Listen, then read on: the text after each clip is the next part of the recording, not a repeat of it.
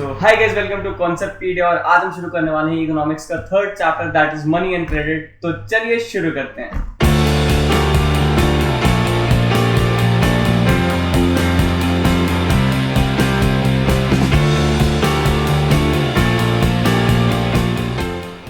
तो यार ये चैप्टर है मनी एंड क्रेडिट, जो कि बहुत ही प्रैक्टिकली लिंकिंग वाला चैप्टर है। अगर आप इसको अपने रियल लाइफ से लिंक करते हो तो आपको हर चीज़ें बहुत अच्छे से समझ में आ जाएगी और चैप्टर बहुत ही ज़्यादा इजी है। तो पहले हम देख लेते हैं कि इस चैप्टर में हम क्या क्या देख रहे होंगे। First of all we will be seeing what is barter system. Barter system क्या है एंड इट्स ड्रॉबैक्स। अब बार्टर सिस्टम और उसके ड्रॉबैक्स को हम देख रहे होंगे। How money acts as a medium of exchange, modern forms of money, loan activities of bank, two different credit situation that is positive situation and negative situation. ये दोनों कौन सी सिचुएशन से हम आने वाले वीडियोस में देख लेंगे। Terms of credit, sectors of credit in India that is formal and informal, and at last self help groups and cooperatives। ये पूरी हमारी चैप्टर की समरी है। इस चैप्टर में हम इन टॉपिक्स को कवर कर रहे होंगे। अब देख लेते हैं आज के वीडियो में हमें क्या पढ़ना है। First of all we will be seeing what is barter system, its meaning and drawbacks. Then we will see money as a medium of exchange, how money acts as a medium of exchange, and also meaning of money and problems solved by introduction of money. Then we will see modern forms of money, that is different forms of money in modern era, as well as we will see what were forms of money in ancient and in medieval era। तो यार अब मैं आपसे बात करता हूँ barter system के बारे में। तो यार अब हम उस समय की बात करते हैं जिस समय मनी का इंट्रोडक्शन नहीं हुआ था, when money wasn't introduced and people tend to exchange goods and services for other goods and services। मतलब उस समय होता क्या था, मनी जो कि एक मीडियम ऑफ एक्सचेंज आज के समय में माना जाता है, उस समय वो इंट्रोड्यूस नहीं हुआ था। तो लोगों को जो नीड्स थी, जस्ट फॉर एग्जांपल अगर किसी इंसान को बनाना चाहिए, केले चाहिए और उसके पास एक्सचेंज के लिए बुक है, सिमिलरली अदर पर्सन को बुक की रिक्वायरमेंट है और अदर पर्सन के पास बुक है, तो ये दोनों आपस में चीज़ों को एक्सचेंज कर लेते थे और इनकी रिक्वायरमेंट सेटिस्फाई हो जाती थी। ऐसे ही सभी लोग करते थे, हर चीज़ का ऐसे ही होता था। किसी को टीवी चाहिए और किसी को साइकिल चाहिए, तो सिमिलर चीज़ों को लोग आपस में एक्सचेंज कर लेते थे एज पर देयर रिक्वायरमेंट। ये हो गई बार्टर सिस्टम की बात। इस टाइम मनी इंट्रोड्यूस नहीं हुआ था। अब अगर हम बात करें बार्टर सिस्टम में, for example I will give you apples for your hen. एक सेलर है जिसके पास एप्पल्स हैं और उसको हैन की रिक्वायरमेंट है और वो नेक्स्ट पर्सन से कहता है I will give you my apples for your hen. तुम मुझे हैन दे दो, मैं तुम्हें बदले में एप्पल्स दे दूंगा। और नेक्स्ट पर्सन जो है वो अग्री कर जाता है, okay I exchange my hen with your apples. तो यहाँ पे दोनों कंडीशंस सेटिस्फाई हो गई। दोनों इंडिविजुअल्स ने एक दूसरे की चीज़ों को एक्सेप्ट कर लिया अपने डिमांड्स को मीट करने के लिए, और इसी को हम कहते हैं डबल कोइंसिडेंस ऑफ वांट। ये हमारी जो सिचुएशन होती है जहाँ पे दोनों इंडिविजुअल एक्सचेंज के लिए तैयार हो जाते हैं, उस सिचुएशन को हम डबल कोइंसिडेंस ऑफ वांट कहते हैं। That is what a person wishes to sell is exactly the same as the other person wishes to buy। But यार एक प्रॉब्लम थी, ये सिचुएशन हमेशा सेम नहीं हो सकती है।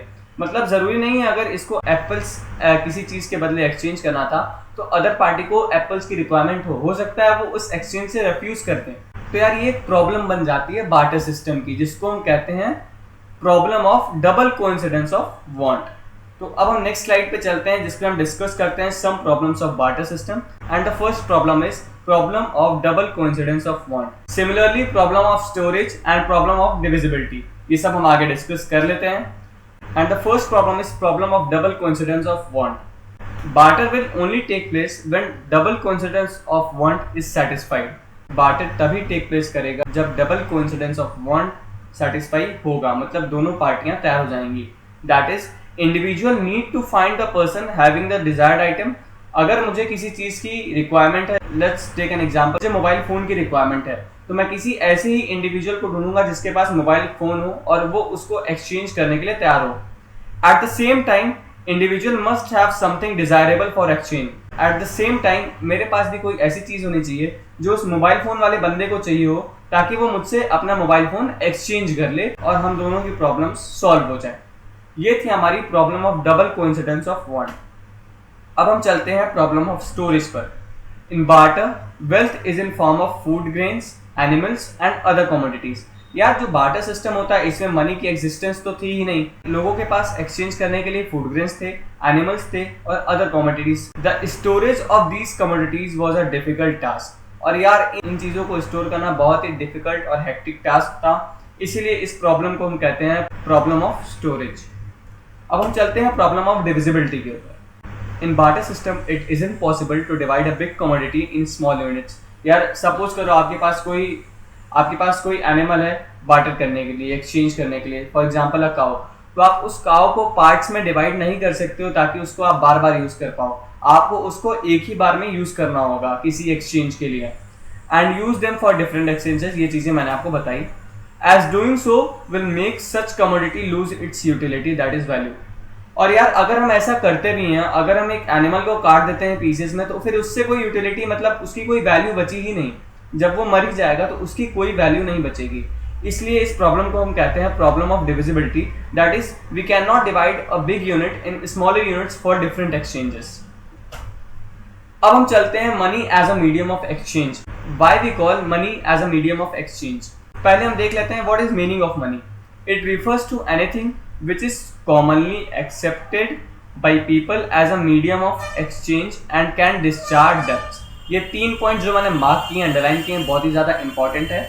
यही मनी की डेफिनेशन को कंप्लीट करती हैं। First of all it refers to anything which is commonly accepted. Money एक ऐसी चीज है जो कॉमनली एक्सेप्टेड है by people as a medium of exchange, जो कि मीडियम ऑफ एक्सचेंज की तरह लोग कॉमनली एक्सेप्ट करते हैं, एंड कैन डिस्चार्ज डेब्ट्स, और आपके ऊपर जो भी उधार है वो उसको खत्म करने की क्षमता रखती है।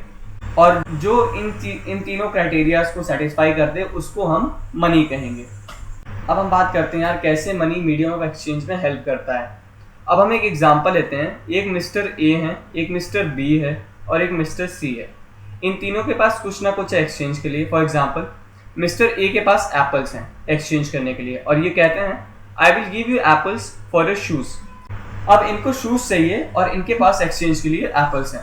अब मिस्टर बी क्या कहते हैं, आई डोंट नीड एप्पल्स। अब इनको एप्पल्स नहीं चाहिए, आई नीड वॉच। अब यार मिस्टर बी के पास देखो शूज तो हैं जो मिस्टर ए को चाहिए, बट इनको मिस्टर ए के एप्पल्स नहीं चाहिए। तो ये प्रॉब्लम हो गई कौन सी, कमेंट करो जल्दी, डबल कोइंसिडेंस ऑफ वन।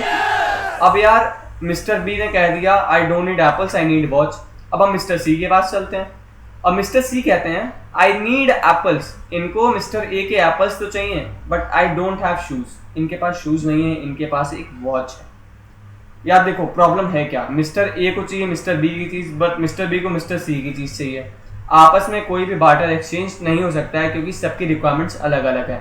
अब यही जो प्रॉब्लम अगर हो रही है इसी को सॉल्व करता है हमारा money, as it acts as a medium of exchange. नीचे देखो, money eliminates the problem of double coincidence of wants. Money जो हमारा है वो डबल कोइंसिडेंस ऑफ वांट्स के प्रॉब्लम को एलिमिनेट कर देता है।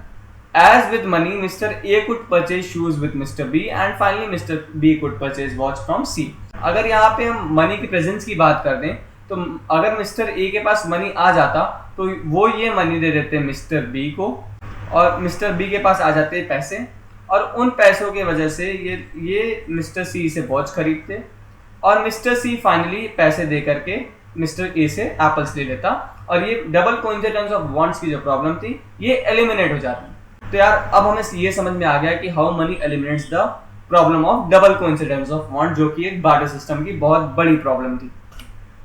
अब हम बात करते हैं यार फॉर्म्स ऑफ मनी की। यार अब एंशिएंट टाइम में क्या होता था, मनी का इंट्रोडक्शन तो था नहीं, तो लोगों के पास जो भी असेट्स थे, for example grains, animals and other commodities, वो उसी को एक्सचेंज करते थे एज ए बार्टर। तो यार ये तो हो गई एंशिएंट पीरियड की बात। अब यार मिडिवल पीरियड में थोड़ी सी सिचुएशन चेंज हुई। Metallic coins of golds and silver, copper and lead का इंट्रोडक्शन हुआ। मतलब मनी का इंट्रोडक्शन हो गया in form of metallic coins of golds, silvers, copper and lead. Different element से हमने कॉइन्स का इंट्रोडक्शन कर दिया। बट होता क्या था, ये कॉइन्स काफ़ी कॉस्टली पड़ जाते थे और इनमें और भी मेजरमेंट या फिर वैल्यू की इश्यूज आती थी। फिर फाइनली हम शिफ्ट हुए मॉडर्न एरा पे, जहाँ पे हमने मनी का इंट्रोडक्शन किया in forms of currency, deposit with banks and cheques. अब इन तीनों को हम डिस्कस कर लेते हैं और यही सिर्फ हमारे कोर्स में है। ये दोनों मैंने सिर्फ आपको एक नॉलेज पर्पज से बता दिया। अब यार मैं बात करता हूँ आपसे मॉडर्न फॉर्म्स ऑफ मनी की। And the first is currency, second deposit with banks, third is cheques. यार करेंसी में क्या होता है, हमारी करेंसी डिवाइड होती है दो पार्ट में, that is coins and paper notes. आज की डेट में हमारे पास जो भी करेंसीज है वो दो ही फॉर्म पे होती है, that is coins and paper notes. It is authorised by central bank, that is RBI as a medium of exchange. जो हमारा ये मॉडर्न फॉर्म ऑफ मनी है दैट इज करेंसी, वो आरबीआई ऑथराइज करती है for a medium of exchange. In India, the Reserve Bank of India issues currency notes on behalf of central government. India में क्या होता है, सेंट्रल गवर्नमेंट के behalf पे आरबीआई हमारी करेंसी को इशू कर सकती है और इसके अलावा कोई भी ऑर्गेनाइजेशन ये काम नहीं कर सकती है। In India this function is perform by रूपी। इंडिया में जो करेंसी का पर्पस है वो परफॉर्म करता है हमारा रूपी, दैट इज रुपया। No individual in India can legally refuse a payment made in rupees. India में यार कोई भी इंडिविजुअल, कोई भी XYZ इंडिविजुअल कभी भी उस पेमेंट को रिफ्यूज नहीं कर सकता है जो रुपीस के फॉर्म में हो, because it is authorised as a medium of exchange. ये बात हो गई हमारी करेंसी की।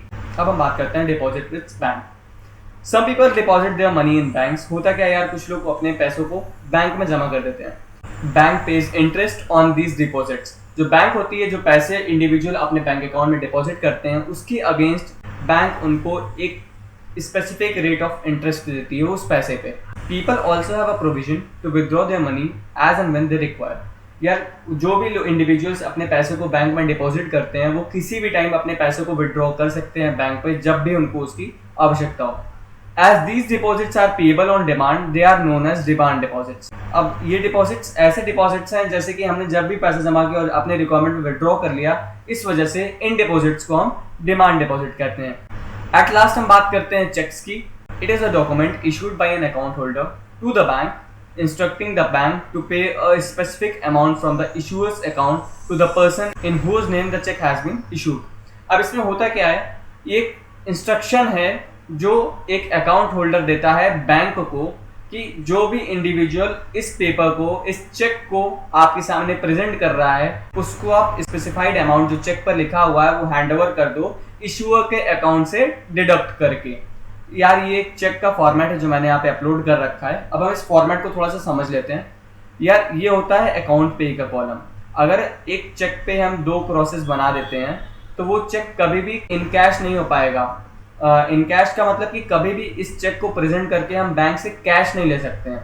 जब भी ये डबल क्रॉस हम बना देते हैं एक चेक पे, तो वो जो अमाउंट होता है, वो जो यहाँ पे नाम लिखा होगा, जस्ट फॉर एग्जांपल यहाँ प्रेम कुमार लिखा हुआ है, तो अब प्रेम कुमार के अकाउंट में ही जाएगा, ना कि बैंक उनको कैश में दे देगी। और फिर यहाँ पे हमें लिखा हुआ होता है किस बैंक का ये चेक है। यहाँ पे इशूअर का अकाउंट नंबर होता है, यहाँ पे चेक नंबर लिखा हुआ होता है। फिर यहाँ पे कुछ कोड्स होते हैं जो बैंक्स अपने लिए यूज करते हैं to verify that the cheque is authentic. यहाँ पे एक डेट का कॉलम होता है, फिर यहाँ अमाउंट होता है, फिर हम यहाँ पे अमाउंट इन वर्ड्स लिखते हैं। तो ये हो गई हमारी चेक की बात। अब यार आज की वीडियो के लिए बस इतना ही। अब फिर मिलता हूँ मैं आपसे पार्ट सेकंड में। इस पार्ट से रिलेटेड अगर आपको कोई भी डाउट है तो प्लीज आप कमेंट सेक्शन कर सकते, या फिर डिस्क्रिप्शन बॉक्स में हमारी ईमेल आईडी होगी, आप वहाँ पे मेल भी कर सकते हो। तब तक के लिए आप प्लीज पढ़ते रहो। वीडियो अच्छी लगी हो तो लाइक करो, अपने फ्रेंड्स के साथ शेयर करो, और चैनल को सब्सक्राइब करना मत भूलना, और बेल आइकन को तो प्रेस करना एकदम ही नहीं, क्योंकि बेल आइकन से ही आपको अगले पार्ट की नोटिफिकेशन मिलेगी। तो तब तक के लिए बाय बाय, सी या, टेक केयर एंड जय हिंद।